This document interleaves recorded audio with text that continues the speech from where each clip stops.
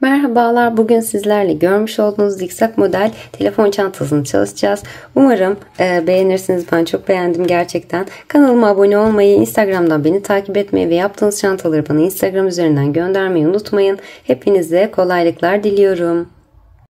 Öncelikle çantamın ölçülerinden bahsetmek istiyorum. Çantamın uzunluğu 20 santim oldu.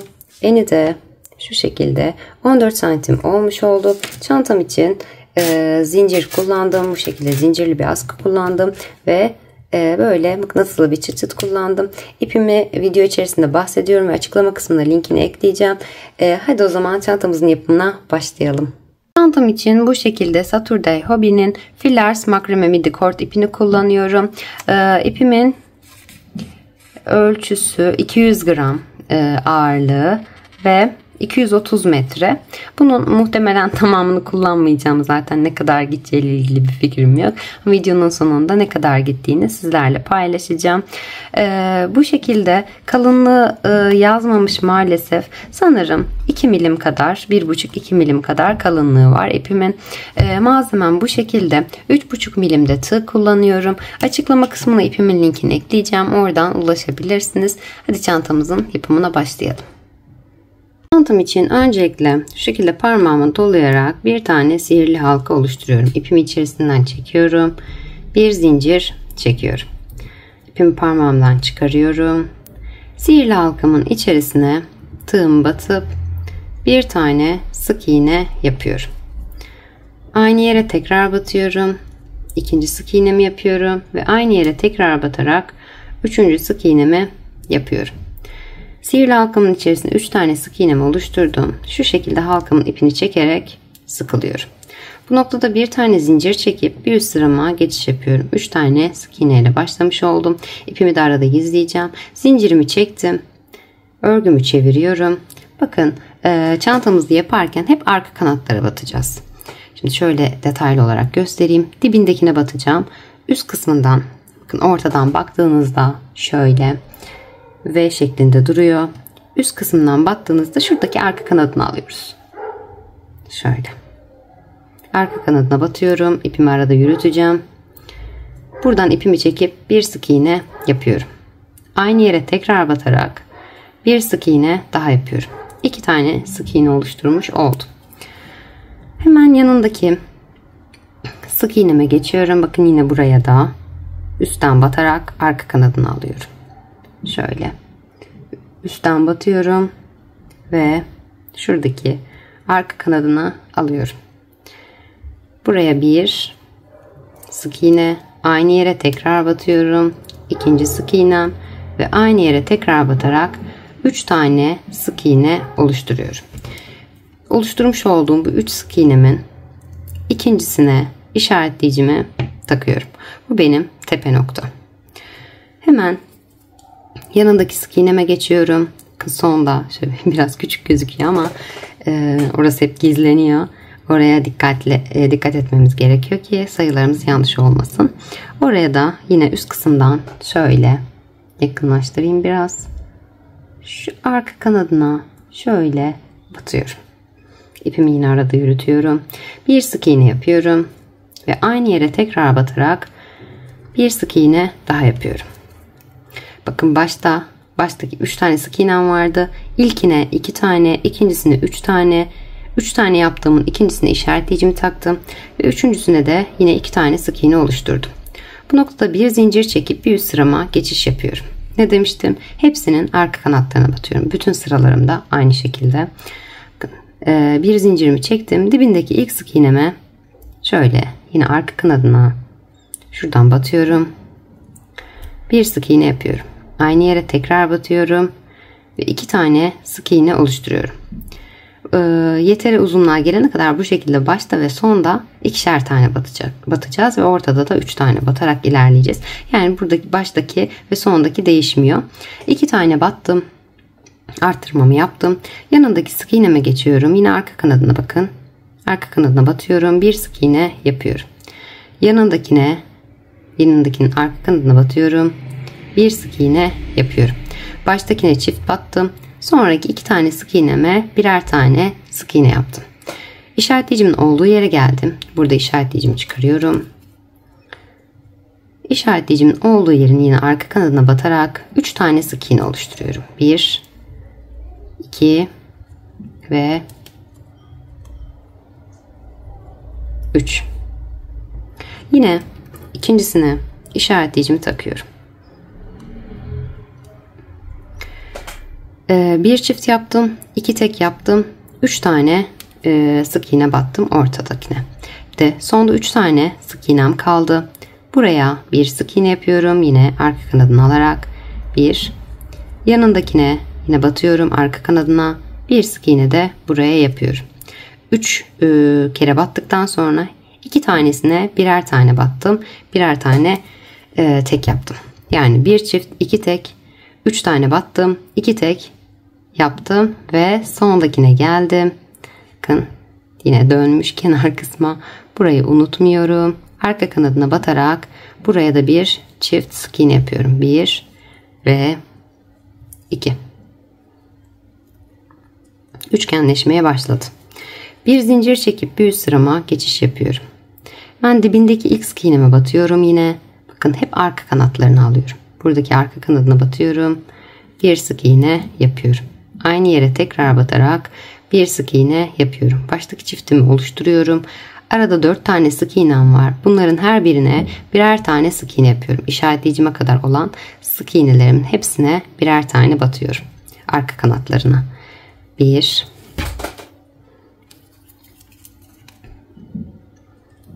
2, 3 ve 4. Bir çift yaptım. 4 tek sık iğne yaptım. İşaretleyicimin olduğu yere geldim.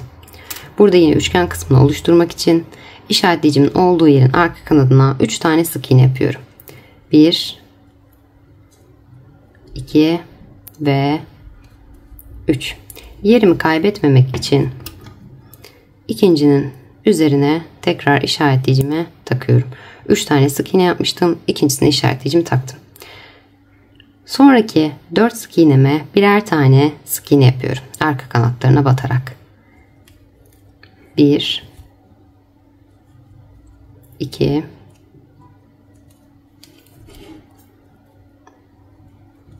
3 ve 4. 3 tane battıktan sonra 4 sık iğnemi yaptım. Her birine birer tane sık iğne yaparak sondaki sık iğnemin olduğu yere geldim. Bakın yine dönmüş. Şöyle. Buranın hemen şuradaki arkadaki kanadına. Şuradaki V'yi buluyorum. Arkadaki tarafına batıyorum. Ve buraya da 1 ve 2 tane sık iğne yapıyorum. Bir zincir çekip bir üst sırama çıkıyorum. Örgümü çeviriyorum. Bu noktada hemen dibindeki ilk sık iğneme yine batıyorum.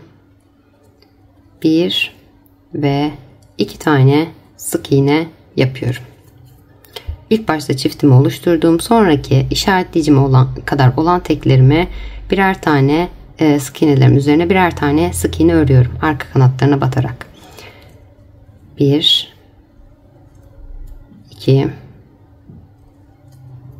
3, 4, 5 ve 6.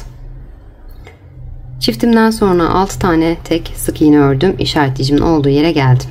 İşaretleyicimi çıkarıyorum. İşaretleyicimin olduğu yerin arka kanadına batarak 3 tane sık iğne yapıyorum. 1, 2 ve 3. Yine ikincisine işaretleyicimi takıyorum. Bakın burada çiftimden sonra 6 tane tek örmüştüm. Yine burada da 6 tane tekim kalmış olması gerekiyor. Ve sonda da bir tane çift yapacağım yer kalmış olması gerekiyor. Bu 3 tane battıktan sonraki 6 tane tekimi yine örüyorum. Arka kanatlarına batıyorum. Bir sık iğne, yanındakine 2, yanındakine 3, 4, 5 ve 6.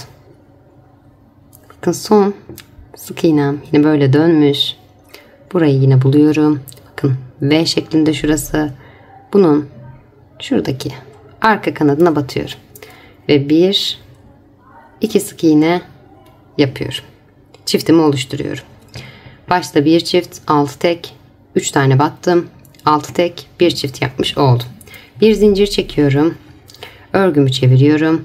Dibindeki ilk sık iğnemin, bakın zincirim şurası, dibindeki ilk sık iğnemin arka kanadına batıyorum. 1 ve 2 tane sık iğne yapıyorum. Başta ve sonda 2, ortada 3. Aradaki 1, 2, 3, 4, 5, 6, 7 ve 8 tane sık iğnemin her birine birer tane sık iğne yapıyorum. İşareticimin olduğu yere kadar geliyorum. Arka kanatlarına batarak yapıyorum. 1, 2, 3, 4,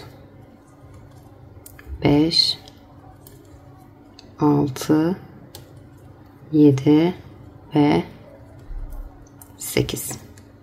Bir çift 8 tekimi oluşturdum. İşaretleyicimin olduğu yere geldim. İşaretleyicimi çıkarıyorum. İşaretleyicimin olduğu yere 1, 2 ve 3 tane sık iğnemi oluşturuyorum. İkincinin üzerine işaretleyicimi takıyorum. Hemen yanındaki 8 tekimi yine örüyorum. 1, 2, çekemedim ipimi. 2, 3, 4, 5, 6, 7 ve 8. Sondaki, bakın yine dönmüş. Şöyle V şeklindekinin arka kanadına şuraya batıyorum ve buraya da 1, 2 tane sık iğne yaparak çiftimi oluşturuyorum. Bir zincir çekiyorum. Örgümü çeviriyorum. Dibindeki ilk sık iğnemin arka kanadına batıyorum. 1 ve 2 sık iğne yapıyorum. Yine çiftimi oluşturdum. Aradaki teklerimi örüyorum. İşaretleyicime kadar olan. İşaretleyicimin olduğu yere 3 tane sık iğne yapıyorum. İkincisine işaretleyici takıyorum. Aradaki sık iğnelerimi örüyorum. Son sık iğnemin arka kanadına da yine 2 tane batıyorum. Bir zincir çekip bir üst sırama çıkıyorum. Orada da ilkine çift yapıyorum. Aradaki sık iğnelerimi örüp işaretleyicimin olduğu yere 3 tane batıyorum. İkincisine işaretleyicimi takıyorum. Aradaki sık iğnelerimi örüyorum. Sonuncuya çift yapıyorum. Buradaki sayı ve buradaki sayı her zaman eşit çıkıyor. Yeter uzunluğa gelene kadar bu şekilde ilerliyorum. Benim de telefonu ölçmem gerektiği için videoyu uzatmadım. Başka telefonum yok maalesef. O yüzden yeter ölçüye geldiğinde tekrar sizlerle buluşuyorum. Yeteri uzunluğa geldim. Telefonuma da ölçtüm. Şu şekilde kalıbımı çıkardım artık. Birebir aynı ölçüde yapmadım. Telefonumla birlikte biraz böyle kenarlardan rahat koyup çıkarmak adına şu şekilde bir pay bıraktım. Biraz daha şöyle göstereyim. Şöyle kenarlarda pay bırakarak daha rahat kullanmak için hazırladım. Ölçüsünü vereyim. İpinizin kalınlığına, inceliğine göre, el ayarınıza göre değişecektir. Çünkü bu ölçü önemli olan sayılar değil. Çantamızda tamamen ölçü. Benim için 11 santim, tam olarak 11 santim. 11 santim yeterli oldu. Siz telefonunuzun ölçüsüne göre ayarlayabilirsiniz. Son yaptığım sayıları da vereyim. Başta çift yaptıktan sonra çift battım. 2, 4, 6, 8, 10, 12 tane tek battım. Ortaya da yine 3 tane battım. Yani kenarda buradan işaretleyicime kadar olan kısmı da söyleyeyim sizlere. 2, 4, 6, 8, 10, 12, 14 ve 15 tane kenar kısmımda işaretleyicimin olduğu yeri saymadan 15 tane de diğer kenarımda sayıya elde etmiş oldum. Buradan hemen bundan sonra artık kenardaki arttırmalarımı yapmayacağım. Bu kısmı eksiltme yapacağım. Bu ortadaki arttırmam aynı şekilde devam edecek. Düz olarak ilerleyeceğim. Yani üçgenleşmeyi devam ettirmeyeceğim. Bu noktada hemen bir tane zincir çekiyorum. Üst sırama geçiş yapıyorum. Yine hepsinde olduğu gibi arka kanatlarını batarak ilerliyorum. Dibindeki ilk sık iğnemi batıyorum. İpimi çekiyorum. Kapatmıyorum. Yanındaki sık iğnemin yine arka kanadına batıyorum. İpimi çekiyorum. 3 tane ilmeğim oluyor tığımda. Hepsini birlikte çekerek eksiltmemi yapıyorum. Arada 1, 2, 3 4 5 6 7 8 9 10 11 12 ve 13 tane sık iğne örüyorum. Bu aradaki tekrar bir sayayım, yanlışlık olmasın. Şu ilk eksiltmemi saymıyorum. 2, 4, 6, 8, 10, 12 ve 13 tane. Aradaki bu 13 sık iğnem hep sabit kalıyor. Kenarlarda hep eksiltme yaparak şurada arttırma yapıyorum. İşaretleyicimi çıkarıyorum. Bir eksiltme yaptım. 13 sık iğnemi yaptım. İşaretleyicimin olduğu yere 1, 2 ve 3 tane yine sık iğnemi yapıyorum. İkinciye yine işaretleyicimi tepe noktasına işaretleyicimi takıyorum. Buralarda yine arttırmaya aynı şekilde devam edeceğiz. Hemen yanındaki sık iğneme bir sık iğne, yanındaki sık iğneme bir sık iğne. Bu şekilde yine 13 tane sık iğnemi örerek sonda 2 tane sık iğnem kalana dek ilerliyorum. Arttırmalarımdan sonra 13 tane sık iğnemi de bu köşede yaptım.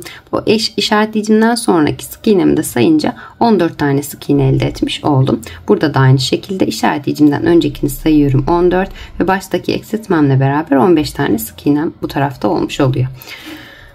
Hemen kenarda bakın 2 tane sık iğnem kaldı.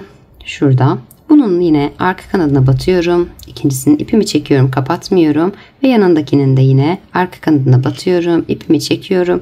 3 tane ilmeğim oluyor. Hepsini birlikte çekerek eksiltmemi yapıyorum. Bir zincir çekiyorum. Örgümü çeviriyorum. Dibindeki ilk sık iğneme batıyorum yine arka kanadına. İpimi çekiyorum, kapatmıyorum. Yanındaki sık iğnemin arka kanadına batıyorum. İpimi çekiyorum. 3 tane ilmeğim oluyor. Hepsini birlikte çekerek eksiltmemi yapıyorum. Yanındaki yine 13 tane sık iğnemi örüyorum. İşaretleyicimin olduğu yere kadar ilerliyorum. Eksiltmemi yaptıktan sonra 13 sık iğnemi ördüm. Eksiltmemle beraber 14 tane sık iğne yapmış oldum yani toplamda.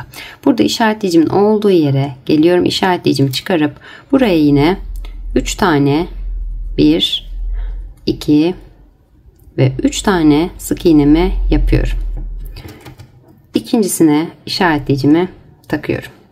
Eksiltmemle birlikte kenardaki arttırmamla beraber işaretleyicime kadar olan kısım 15 tane sık iğne olmuş oldu.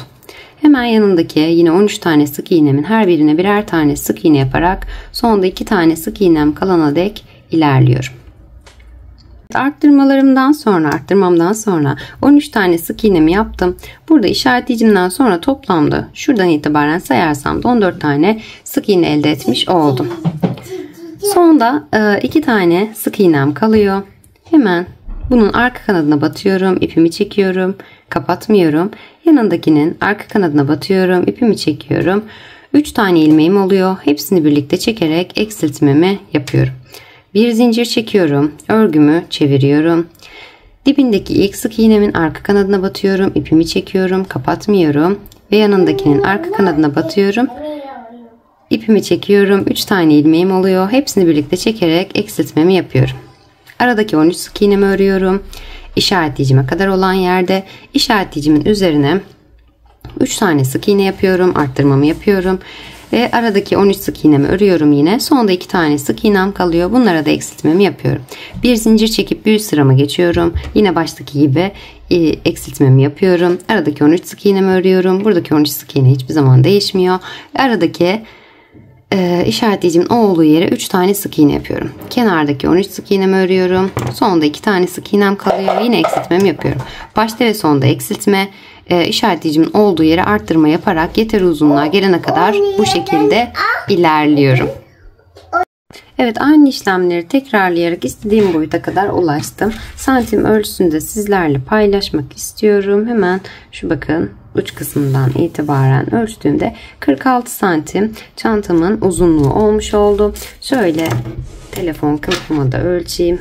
şu şekilde katladığımda, bakın, katladığım zaman şöyle üst kısmını da şu şekilde katlıyorum. Şöyle denk gelmiş oluyor telefon kılıfımdan bir sıra fazla. Siz istediğiniz ölçüde aynı işlemleri tekrarlayarak devam edebilirsiniz. Benim için bu ölçü yeterli oldu. 46 santim oldu. Eninin ölçüsünü de paylaşayım. Yine 11,5-12 santim kadar oluyor. Hatta 11,5 benim için yeterli bir ölçü oldu. Şimdi artık kenar tığlamalarına geçeceğiz. Öncelikle sıramı tamamladıktan sonra bu noktada bir tane zincir çekiyorum. Hemen dibinde şöyle ilerleyeceğim. Dibindeki boşluğuma batıp bir sık iğne yapıyorum. Yanındaki, bakın şuradaki, şöyle burası biraz sıkı ama şöyle şuradaki kısma batıyorum, bir sık iğne yapıyorum. Yanındaki boşluğuma şöyle bir sık iğne yapıyorum. Yanındaki boşluğuma bir sık iğne. Yanındaki şuradaki, bakın yine şöyle duruyor zaten. Buradaki boşluğuma bir sık iğne.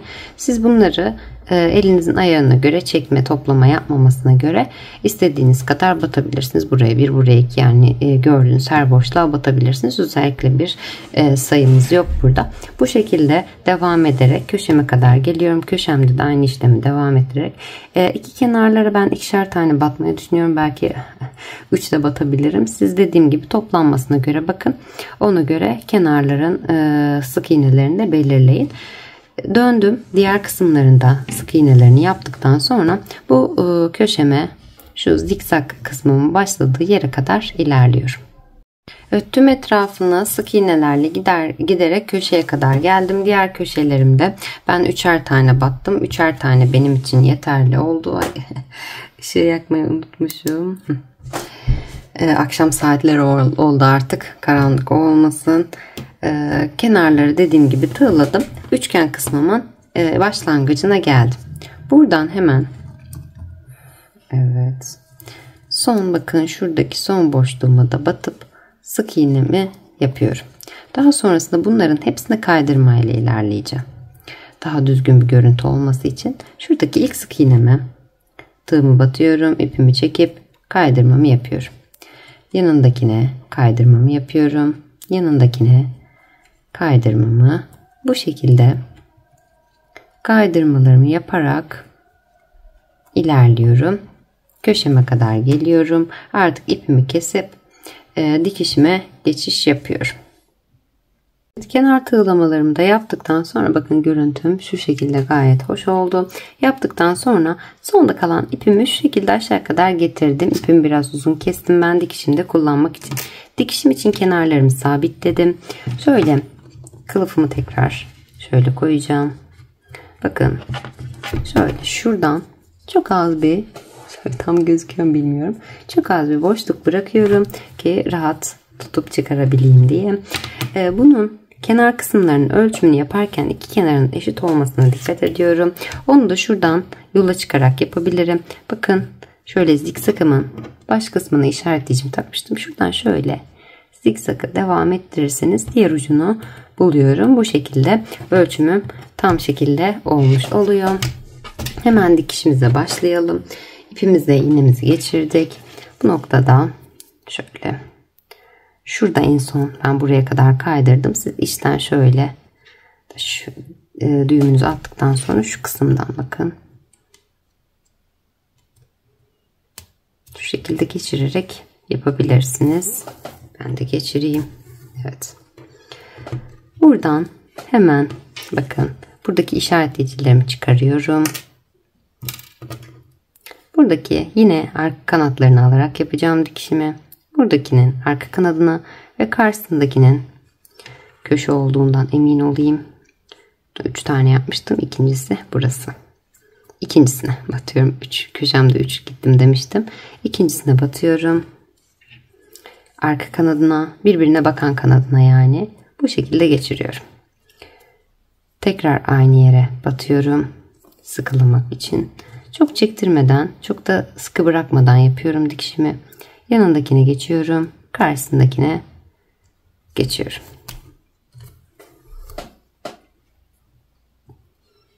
Öyle. Yanındakine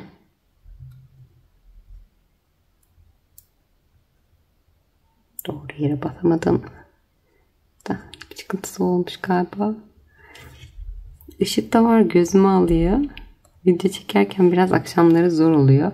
Hemen karşısındakine batıyorum ve çekiyorum. Karşılıklı olarak bu şekilde iki kanatlarına batarak dikişimi yapıyorum. Çok sıkı yapmıyorum dediğim gibi ama çok da boş bırakmıyorum. Görüntüm bu şekilde oluyor. Bu şekilde sona kadar, dibine kadar devam edip burada ipimi içeride gizleyip kapatıyorum. Aynı şekilde diğer köşemde de buradan başlayarak dikişimi yapıyorum. Köşeme kadar geliyorum ve çantamı bitiriyorum. Artık bitirmiş oluyorum. Buraya da bir mıknatıs, şu şekilde bir çıt çıt takıyorum. Bu şekilde görüntümde gayet güzel oluyor. Evet, çantamın kenar dikişlerini de tamamladım. İçine şu şekilde çıt çıtımı diktim. Hazır askı kullandım, bu şekilde direkt takılıyor. Zincirli bir askı kullandım. Bence birbirine çok uyumlu oldu. Son olarak kalan ipimi de göstermek istiyorum. 95 gram ipim kaldı. Toplamda 105 gram kadar ip kullanmış oldum. Çantam bu şekilde. Yaptığınız çantaları bana Instagram üzerinden göndermeyi unutmayın. Hepinize kolaylıklar diliyorum.